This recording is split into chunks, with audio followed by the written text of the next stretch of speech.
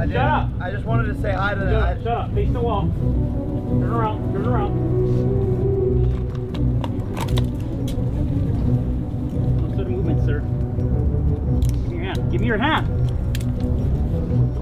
Yeah. And you weren't really sparring. You were fighting. We were fighting all the time. And just guys getting dropped all the time. And that was just the kind of gym that I was in. But this wasn't a real fight. He was pulling punches. He wasn't giving it his full effort.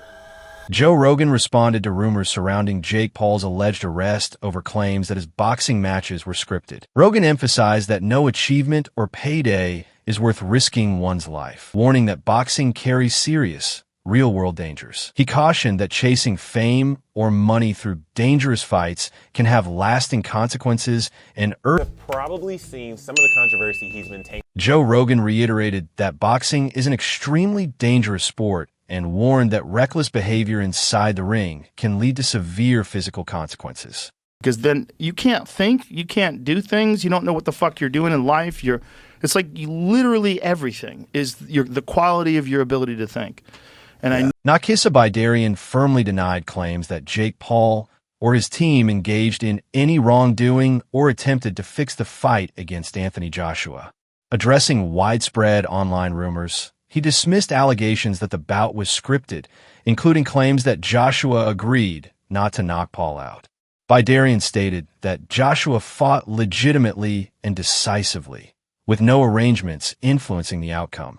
He emphasized that Jake trained seriously, took genuine risks, and competed in a real fight. Bidarian also revealed that legal action is being pursued against those spreading false accusations, stressing the importance of protecting the reputations of everyone involved. I've seen the script, rigged, this, that, and the other. Do you think now, at the very least, that talk goes away? Broke his jaw, went in there against Anthony Joshua. At the very least, do you think that you guys can move on from that? Like, that won't follow you? No, I don't. I actually, our lawyers are actively going after a number of people. One who claims to be a lawyer himself online. I don't remember the name or the handle, but it was something that had like 200,000 likes. And basically this post said there was an agreement for AJ not to knock out Jake, but AJ disregarded the agreement and decided to not get his payday, but knock out Jake Paul. So it's pretty astonishing what people say. Your dear friend Lou DiBella, saw him put up a bunch of ridiculous things and even said, Nikisa, go ahead and sue me. But this wasn't a real fight. He was pulling punches. He wasn't giving it his full effort. And so for the people, again, just to clear this up, because I asked Eddie this question, I'll ask you the exact same question. Once and for all, was there any sort of arrangement as far as it should go this many rounds? Because that's the one that I've heard. Oh, Anthony agreed to 3 rounds, 4 rounds. Can you tell us in black and white if there were any talks of any kind between the network, the promotion, the fighter? There has never once in Jake Paul's career been any talk of that sort, of anything to do with the fight being anything but a real fight that has exactly the same situation as any professional fight. And that's exactly the same thing here for the Anthony Joshua fight. It's just beyond mind-blowing that people would think that. Anthony Joshua was on record saying that if he didn't finish him in the first round, that would be disappointing, that it would be a failure. The narrative changed as we got closer to fight night and obviously post-fight, and I understand why, but they were pretty adamant it would take max 2 rounds. Joe Rogan has previously warned Jake Paul against engaging in reckless behavior, particularly when it comes to high-risk boxing matches. He stressed that no career milestone is worth endangering one's life and highlighted the very real dangers of the sport. Rogan cautioned that pursuing staged or dangerous fights for fame or financial... Look at all them celebrities like dude from the Mighty Ducks, the little boy actor that got strung out on drugs. And all his fronts and all his teeth were missing from being on meth or whatever, whatever drug of choice he was on. There's no coming back from that. The people who like dissipate their teeth through drug usage, you don't get like a second set. So if I'm not mistaken, the dude from Mighty Ducks, somebody like he's been clean and they gave him a makeover and he has like pretty much fake teeth. So yeah, the teeth are going to be cooked. Now, I agree with the other part that Rogan was saying, but let's keep going. I think he went into that fight knowing that was probably going to happen. Yeah.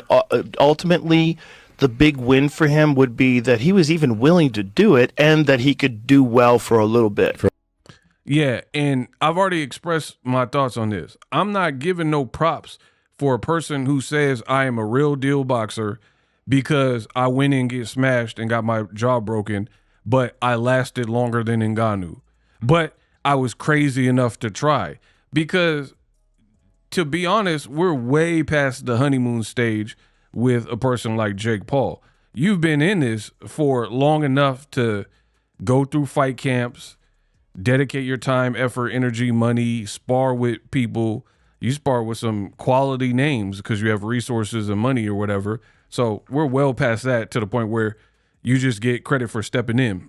You maybe got credit your first fight or whatever, first couple of fights, for coming from your background and, you know, stepping in and fighting, but we're well past that. You have a box rec. You were being ranked by sanctioning bodies in box. Eddie Hearn offered a detailed breakdown of the Anthony Joshua versus Jake Paul fight, highlighting the strategic discipline behind Joshua's performance. He explained that Joshua's team focused on patience and controlled aggression, choosing precision over reckless power. The strategy was to methodically test Paul's stamina and exploit weaknesses before delivering decisive shots. Hearn noted that this approach exemplifies true professional boxing, where timing, discipline, and tactical intelligence outweigh raw strength, ultimately demonstrating how calculated execution defines. Before the fight, I'm going to break him down, and then I'm going to knock him out. And that's exactly what he did. I thought it'd be all over within 3 rounds. But, you know, when I got in the ring after, because I was shouting, just, you know, anywhere, arms. I got in, he went, what are you rushing me for? And I was like, oh, sorry. So, but like, obviously he knows what he's doing, and actually now quite pleased that we got the rounds, to be honest. Yeah, I saw you said that. Really random, I was on Twitter and I saw Jake Paul's mum said she wants to get in the ring and punch you. She said she doesn't like the smug look on your face. She is promoting her book, so I'm not sure if she wants, you know. But did you see that? What did you think of that? No, I was very sad because I couldn't have been nicer and more respectful of Jake and what he's done. And I think Logan's amazing. I think he's an incredible athlete. And I shook Jake Paul's dad's hand in the ring, you know. And if I would have seen Mum, I would have said, all right. But I think over the years, we've obviously had our beef, and she probably don't like me anyway. And I am probably a little bit smug. I wasn't smug after the fight because I would have been more smug if it was all over in a round. Yeah. So, no, I give Jake respect. And, yeah. Sorry, Jake's mum doesn't like me, but if she can send me a free book. Adam Catterall delivered a blunt assessment of the Anthony Joshua versus Jake Paul matchup, criticizing how celebrity influence has distorted modern boxing. He argued that Paul's rapid rise is driven more by fame than technical ability. Even while holding back, Joshua displayed superior control, timing, and accuracy, exposing a clear gap in skill. This imbalance fueled speculation that external pressures may have shaped the fight's pacing, reflecting broader concerns that celebrity boxing prioritizes spectacle over sporting integrity. Credibility, I've got to knock you out, but I've got to try and knock you out where I'm not hurting you as much as what I could if I unleashed. Yeah. And with the punch you said that he landed, it's not his best punch, it's his most powerful punch, right? Yep. And he's shattered his jaw in 2 places, right? So Anthony Joshua gets his 70 million, whatever it is.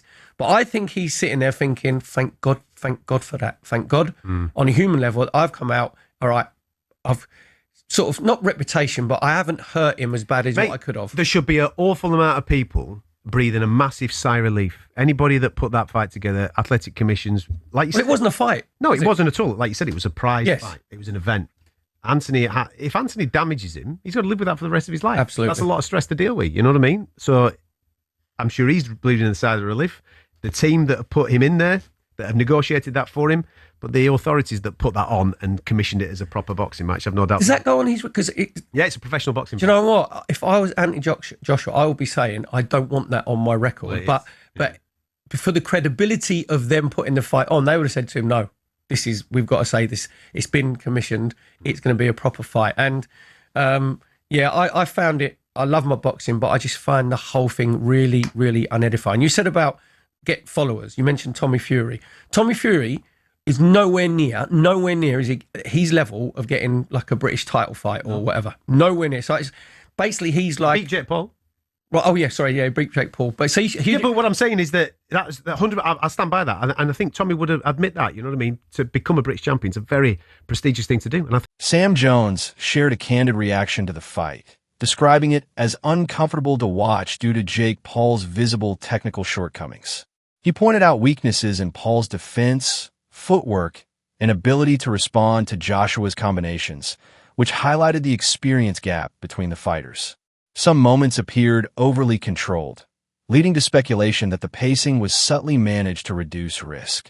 Jones suggested that while Paul trained hard, the mismatch in skill and ring awareness left fans questioning the fight's authenticity. Joshua knocking out and breaking Jake Paul's jaw. Just talk to me right now about the fight itself and then we'll break it down. Bit of a crap fight, if we're all honest. It was like watching Jaws 2 when all the kids went out on their boats and they were in the middle of the sea and the shark was just surrounding the boat, just like that's what it was like. It was just like it was like a shark circling its prey and just like it was like nibbling and eventually got him. But Jake Paul showed big plums in there, no matter what anybody says about him, because I've seen people say, yeah, he went in there to survive. Yeah, okay, he went in there to survive.